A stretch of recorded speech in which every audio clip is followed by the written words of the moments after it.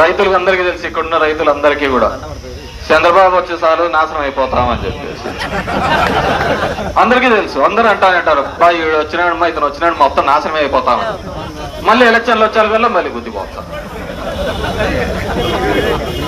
అందరికి జనాలందరికీ తెలుసు ఇతను వచ్చా అంటే కరువు ఉంటా అంటది, ఇతను వచ్చా అంటేనే ఎత్తిపోతాము, జనాల దగ్గర డబ్బులు ఉండవు, ఏమీ ఉండవు, అన్ని ఉత్తర అతనే దోచేస్తున్నాడు అని చెప్పేసి మళ్ళీ ఎండ్ ఆఫ్ ది డే వచ్చేకల్లా ఎలక్షన్లు వచ్చేకల్లా తప్పు.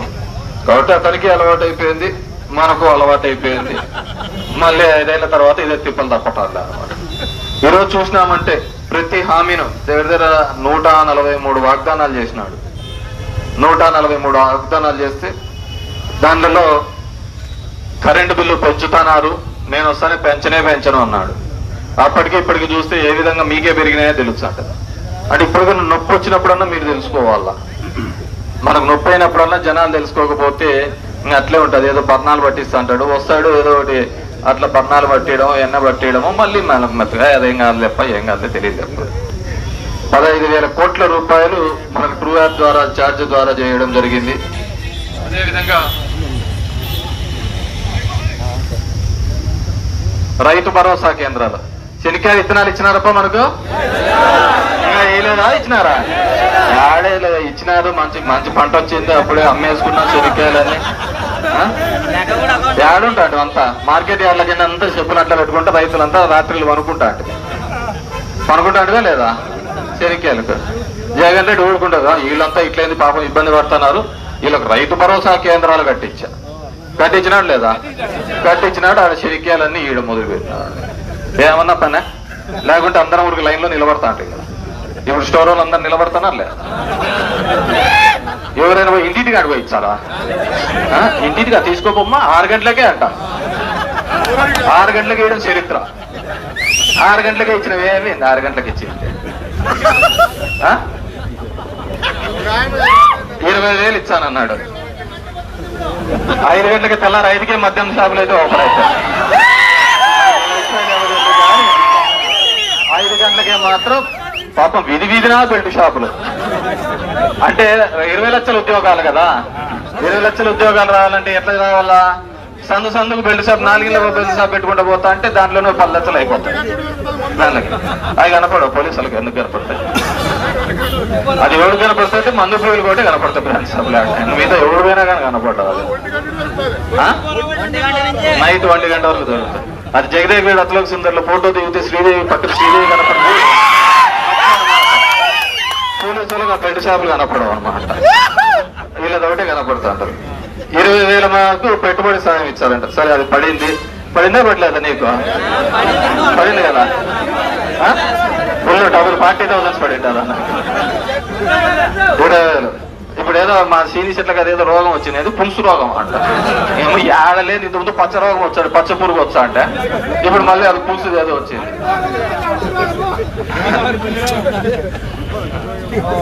అట్లా మనల్ని మోసం చేయడం జరిగింది. ఇప్పుడు 20,000 ఉన్నాయి కాబట్టి ఈసారి పండగ ఇబ్బంది లేదే ఉంటుంది. ఇంకా మా అమ్మవాడి మా రామాయణ అడిగి చెప్పాల, నీ 15,000 నీ 15,000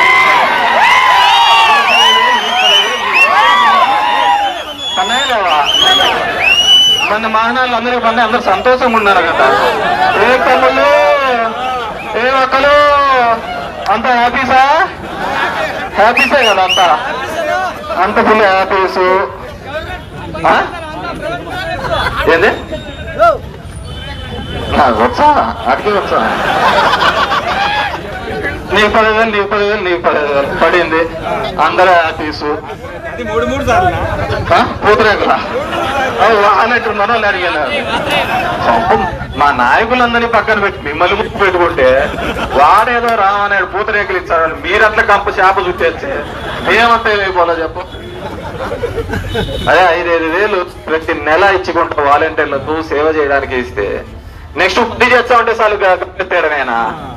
ఇంతమంది లీడర్లందరినీ పక్కన పెట్టి మీకు చేసినాడు. అవునా కదా? వీళ్ళందరూ వద్దు, పాపం జనాలకి ఇబ్బంది జరగకూడదు, నాయకులందరినీ పక్కన పెట్టి మిమ్మల్ని చేయొచ్చే. మీకు 10,000 నెలల చేప చుట్టేచ్చే. ఇంక ఎవరికంటే ఉండేది? సో 15,000 అందరికి పడినాయి. నీకెంతమంది పిల్లలు? నీకు 30,000 ఇద్దరు. జాగ్రత్త, కమ్మలు గిమ్మలు కొనుక్కుంటాను. బంగారం రేటు పెరుగుతుంది. ఇంకోటి ఆడబిడ్డలనేది 18 సంవత్సరాల నుంచి 59 సంవత్సరాల మధ్య ఉన్న మహిళలకంతా 1,500 అంటే సంవత్సరానికి 18,000 ఇస్తామని చెప్పాడు. జరిగింది పడిందా 18,000 అందరికీ? మందుకంతా నువ్వే లెక్క కొట్టేసినావు మోనా ఇంట్లో. వీరి వాళ్ళ వాడి ఇంత లెక్క అంతా కొట్టేసినావు కదా. 1,500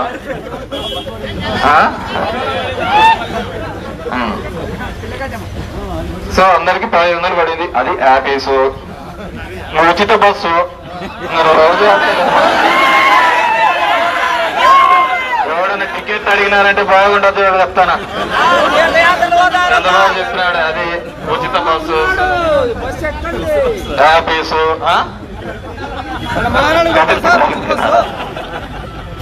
మొన్న మా పంటకు కూడా అందరూ అదే దాంట్లోనే వచ్చినారు ఫ్రీ బస్సులో. మీరంతా ఫ్రీ బస్సే కదా ఇంట్లో. మీ ఆడవాళ్ళంతా ఫ్రీ బస్సు, మీరు వెనకాల మోటార్ సైకిల్లో వస్తారు. నిరుద్యోగ వృత్తి అదైతే పర్వాలేదు. 3,000 అన్నాడు, బాగా పడుతుంది, దాంట్లో ఇబ్బంది లేదు. నెల 1వ తేదీకైనా 6 గంటలకైనా ఇది కూడా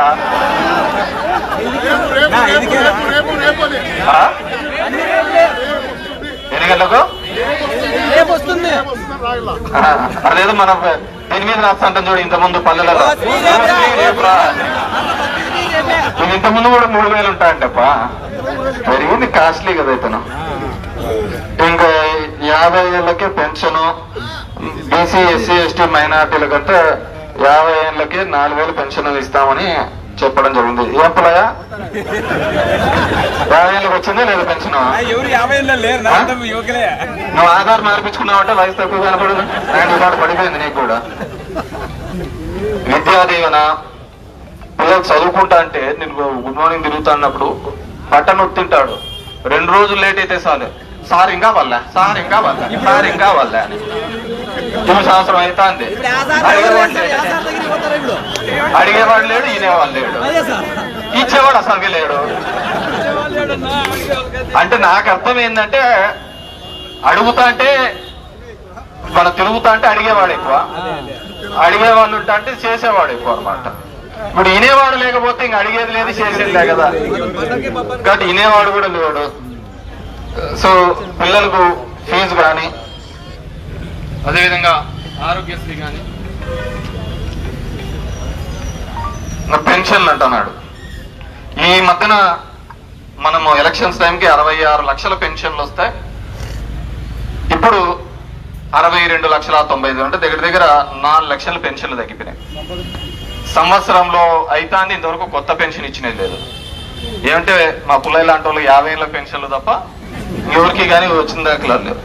అంతే కదా, 50 ఏళ్ళ పెన్షన్. ఒక పెన్షన్, కొత్త పెన్షన్ ఇచ్చినది లేదు. సంవత్సరం దాడుతుంది. నాకు తెలిసి ఒకటే ప్రోగ్రామ్ సక్సెస్ఫుల్ గా జరుగుతుంది ఈ రాష్ట్రంలో.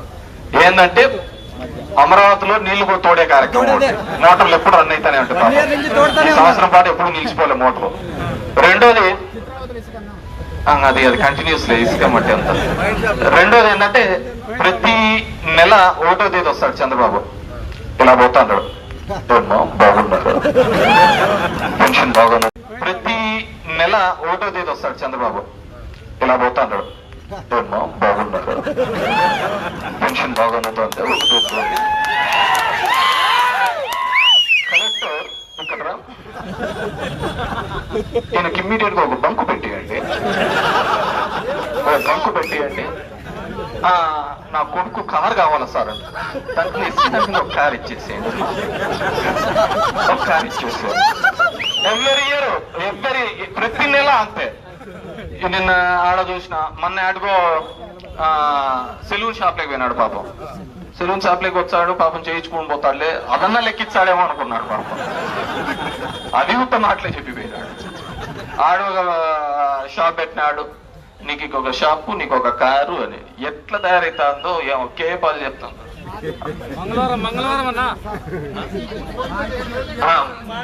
మార్కెట్ లో పోయి బీరకాయలు ఉండము.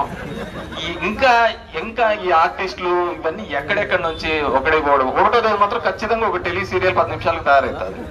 ఖచ్చితంగా ఒక పిట్ అయితే వదులుతాడు. ప్రతి 1వ తేదీకి అయితే ఒకటైతే వదులుతాడు. ఆ విధంగా ఇంకా ఈ కూటమి వచ్చాక హత్యలు, దాడులు, సరే అవి దాని గురించి మనం మాట్లాడకూడదు. ఎందుకంటే ఈ లెక్క చెప్పి మళ్ళీ మన లెక్క తగ్గించుకోకూడదు కదా.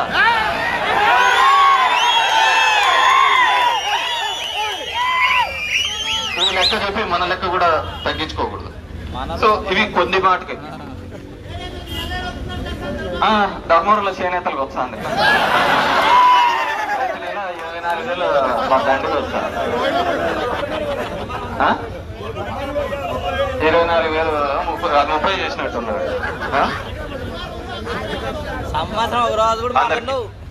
ఈ విధంగా మనల్ని చంద్రబాబు నాయుడు గారు, ముఖ్యంగా పవన్ కళ్యాణ్, ఆయన ఆవేశంకైతే అర్థం లేదు. ఆయన ఊడాలు, ఆయన కథ, అసలు 30,000 మందిని మా వాలంటీర్లు ఎత్తపోయినారని చెప్పి ఇంతవరకు ముగ్గురిని చూపించలేకపోయారు. సినిమా షూటింగ్, ఏ సినిమా షూటింగ్ పోతే నిన్న ఆ బాక్స్ అమ్ముకోవడానికి చచ్చిపోతున్నాడు. హరిహర వీరమల్లు అమ్ముకోవడానికి ఆ థియేటర్లో సీజ్ సిప్ అనే థియేటర్ అని చెప్పి బాక్సులు వాడు లేకుండా పోయినాడు. అదే మనం చేసినాం అనుకో, చిరంజీవి ఇంకా పెద్ద వీళ్ళన్న ఆర్టిస్ట్ మళ్ళీ బయటకు వచ్చి తమ్ముడికి చెప్పేది, ఇతను ఊగికి పోయేది, దిల్ రాజు అదే మీటింగ్ నువ్వు ఊటి కదా అని చెప్పేసి ఎంత అంటే అంత తిక్కోళ్ళు అని చేసినాడు. ఒకసారి అది మనల్ని ఎప్పుడు చేస్తూనే ఉంటాడు, మళ్ళీ అదే దారే ఉంటుంది. ఎందుకంటే రోషం లేని బతుకులైతే మనకి పౌరుషంగా అరే ఇట్లా మోసం చేసినాడు. మామూలుగా ఒకసారి సిటీలు ఎగరగొట్టి మళ్ళీ ఊర్లోకి వచ్చాని మనం పట్టేసుకొని కొడతా అంటారు. ఇంతమందికి ఇన్ని హామీలు ఇచ్చి ఎగరగొట్టి అన్ని చేసిన తర్వాత కూడా ఈ విధంగా మోసం చేసుకుంటారు. నాకు అదే దీంట్లో ఉంటుంది చూడు, దానవీర సూరకర్ణలో ధృతరాష్ట్రుడు ఆమెను పాంచాలిని కొడితే ధర్మరాజు దుశ్శాసన పంపిస్తే ఆమె అంటది తన్నోడి, ఇది అర్థం కాకుండా పోయిన పరిస్థితి. అంటే వాళ్ళు ఓడిపోయి నన్ను ఓడిచ్చినాడా అంటారు పాంచాలి. ఎవరు అతను ఓడిపోయి నేను ఓడిపోయినానా, నేను ఓడిపోయి తను ఓడిపోయినాను. మన పరిస్థితి అట్లే ఉంది, జనాల పరిస్థితి అట్లే ఉంది. జగన్మోహన్ రెడ్డిని వైఎస్ఆర్ కాంగ్రెస్ పార్టీని ఓడించడం వల్ల ఎవరికి నష్టం వచ్చింది? సరే మన నెలల్లో అయితే మనకు జనాలకు కార్యకర్తలకు నష్టం వచ్చింది మీకు అనుకోవచ్చు. జనమే కదా బాధపడుతుండేది, జనాలే కదా ఇబ్బంది పడుతుండేది. రైతు ఇబ్బంది పడుతున్నాడు, కర్షకుడు ఇబ్బంది పడుతున్నాడు, కార్మికుడు ఇబ్బంది పడుతున్నాడు, ప్రతి వాడు ఇబ్బంది పడుతున్నాడు. ఏ సోకాల్డ్ సాహుకారులు లెక్కలున్నాలో వాళ్ళు ఇబ్బంది పడతారు. జనాల దగ్గర డబ్బులు ఉంటాయి కదా వాళ్ళకి వ్యాపారాలు జరిగేది. మనం ప్రస్తుతం అనుకుంటా అంటే వాళ్ళకి ఎన్ని వ్యాపారాలు జరుగుతాయి? పేదవాడు ప్రస్తుతం ఉంటే ధనవంతుల దగ్గర కూడా ఏం డబ్బులు. ఎవరు ఇక్కడ బాగుపడతాండేదంటే ఈ ముగ్గురు, పవన్ కళ్యాణ్, లోకేష్, చంద్రబాబు. ఈ ముగ్గురు మాత్రం బాగా బాగుపడుతున్నారు. బాగా హెలికాప్టర్లు తిరుగుతున్నాయి, బాగా కొత్తగా తిరుగుతున్నారు. కాబట్టి మనం కూడా ఈ వెన్నుపోటు ఏ రోజైతే మనల్ని అందరినీ కూడా ప్రజాస్వామ్యంలో ఒక ఎప్పుడూ లేని విధంగా ఒక చారిత్రాత్మకంగా జగన్మోహన్ రెడ్డి గారు తీసుకొని వచ్చిన నిర్ణయాల వల్ల ప్రజల బతుకులు బాగుపడతాయి. పేదలకు చదివించాలి, ఒక ఉన్నతమైన స్థాయికి చదివించాలి అంటే వాళ్ళకు ఆర్థికంగా భారం ఉండకూడదు. ఆ చదువు అంతా కూడా ఉచితంగా చెప్పాలి, ఉచితంగా నేర్పించాలి అనే ఒక బాధ్యత తీసుకున్నవాడు జగన్మోహన్ రెడ్డి. కాబట్టి ఆ విధంగా తీసుకున్నారు. కాబట్టి ఆ విధంగా ఎంతో మంది ఈరోజు గ్రాడ్యుయేట్ గా పాస్ అయిపోయినారు. ఈరోజు ఉద్యోగస్తుల్లో కూడా చూసినాం, ఎన్నెన్నో హామీలు చెప్పినాడు. ఇప్పుడు వాళ్ళ పరిస్థితి కూడా ఉంది. మనకన్నా 2 ఏళ్ళు 3 ఏళ్ల తర్వాత ధర్నా చేస్తారు, వీళ్ళకి ఇప్పుడు 6 నెలలకే ధర్నాలు చేస్తారు. మనకన్నా బాబు ఎలక్షన్ల వరకు ఎవరు మాట్లాడలేవు, అందరూ ఓటేస్తానంటే సైలెంట్ గా ఉన్నారు. ఇప్పుడు ఆడిపోయినా కానీ జనాలే తిడుతున్నారు. 6 నెలలకే మొదలుపెట్టింది. ఏమంటే కేవలం ఒక వ్యవస్థను అడ్డం పెట్టుకొని అందరినీ బూచిగా చేసుకొని రాజకీయం చేయాలా, ఎలక్షన్స్ చేసుకోవాలనే ఒక ఆలోచనతో ఉన్నారు. డెఫినెట్ గానే ఒక సంవత్సరంలోనే ఇంత వ్యతిరేకత తెచ్చుకున్న ప్రభుత్వం ఏదే కానీ లేదు. ఇంత వ్యతిరేకత తీసుకొని వచ్చిన ప్రభుత్వం ఏదే కానీ లేదు. ఖచ్చితంగా ప్రజలు గుణపాఠం చెప్తారు. ఈ దోపిడీకి, ఈ దౌర్జన్యాలకు అంతా కూడా, ఈ దోపిడీ కూడా ఖచ్చితంగా ఏం చేస్తారని చెప్పేసి తెలియజేసుకుంటూ, చంద్రబాబు నాయుడు గారికి వచ్చే ఎలక్షన్స్ లో ప్రజలు మేల్కొనాలి, ప్రజలు ఆలోచించాలి ఎవరు మనకు న్యాయం చేశాడు. ఒక మండల స్థాయి నుంచి వికేంద్రీకరణ దిశగా తీసుకొని వచ్చి 2000 ఇళ్లకు ఒక సచివాలయ వ్యవస్థను తీసుకొని వచ్చి ఈరోజు చూడండి, ఒక చిన్న ఊర్లో పోతున్న ఒక హాస్పిటల్ ఉంటుంది, ఒక డాక్టర్, 2 నర్సులు ఉంటారు. రోజు ఒక 50-60 మందికి ఒక వాళ్ళ ఆరోగ్యానికి సంబంధించి తీసుకుని వచ్చింది. ఒక విలేజ్ క్లినిక్లను తీసుకొని రావడం జరిగింది. మనం కూడా అదేవిధంగా ఒక డాక్టర్ని పంపించినాడు, ఇంటికి పంపించినాడు. ఏం రోగాలు ఉన్నాయి, షుగర్లు ఉన్నాయి, బీపీలు ఉన్నాయి, అన్ని చెక్ చేయండి. ఇప్పుడు హాస్పిటల్లో పోతే చూసేవాడు పరుగుపోయినాడు. కాబట్టి ఖచ్చితంగా మనం ఈ రాబోయే కాలంలో చంద్రబాబు నాయుడు ఈ కూటమి చేస్తున్న దౌర్జన్యాల మీద పోరాడి ఖచ్చితంగా కూడా మళ్ళీ వైఎస్ఆర్ కాంగ్రెస్ పార్టీని గతంలో కంటే ఎక్కువ సీట్లతో, ఎక్కువ మెజారిటీలతో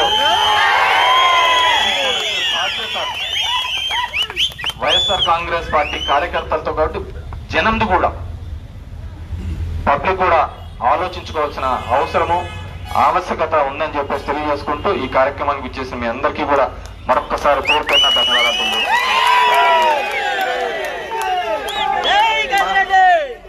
మా ఏమో వినతిపత్రం ఇవ్వాలంటున్నాడు. మా అడ్డు చూస్తుంటే ఈసీక మట్టి అంతా బాగా ఎత్తుతున్నాడు. ఎవరికి వెళ్ళబ్బా, నేను దొంగకే ఇచ్చినట్టు ఉంటుంది. నాది ఆలోచన, నేనే దొంగకి యాప్ లెక్కెత్తుతానంట. 10 లక్షలు ఎత్తి ఇచ్చాడు అంటే నేను యాప్కి యాడ్ ఇచ్చావు. మా బాగా మీరే పోల్చుకోకపోండు, నేను ఈయన ఉంటా పైరామండు. ఈఎఫ్ఐ ఆధ్వర్యంలోనే జరుగుతుందంట దందా. డెఫినెట్ గా ఎవరైతే అధికారులు ఈ విధంగా ఉంది కదా అని చట్ట వ్యతిరేకంగా చేసినారో ఖచ్చితంగా శిక్షార్హులే. ఇది పోతుంది, ఆడొచ్చు సబ్జెక్టులు అంతా ధర్మారం ఆడొచ్చు. ఈ ఆఫీస్ అంటే ఆ ఆఫీసు, ఏదో ఒక ఆఫీస్కి అయితే ఖచ్చితంగా పోవాల్సి వస్తుంది. కాబట్టి డెఫినెట్ గా అందరూ కూడా చట్ట వ్యతిరేకంగా అత్యుత్సాహంగా చేస్తున్నారు. దీనికి ఇంకెవరు చూడటం లేదే, మేము ఏం చేసినా అనుకునే వాళ్ళందరికీ కూడా తగిన విధంగా బుద్ధి చెప్తామని చెప్పేసి తెలియజేసుకుంటున్నాం. Thank you very much. ఏం బా ఇచ్చినారా?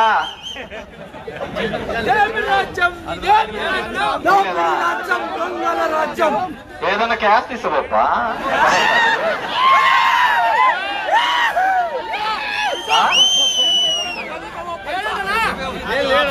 లేడా?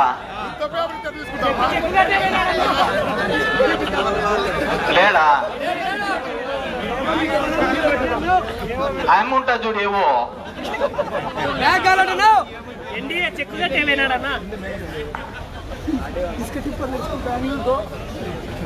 గోడలు కతికేడు మామూలు మన చేస్తా అంటారు.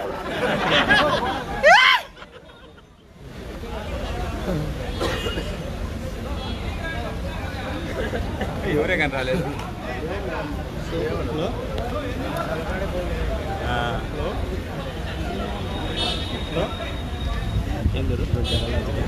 ఏం పా అర్జీలు తీసుకోవడానికి కూడా లేరన్నా?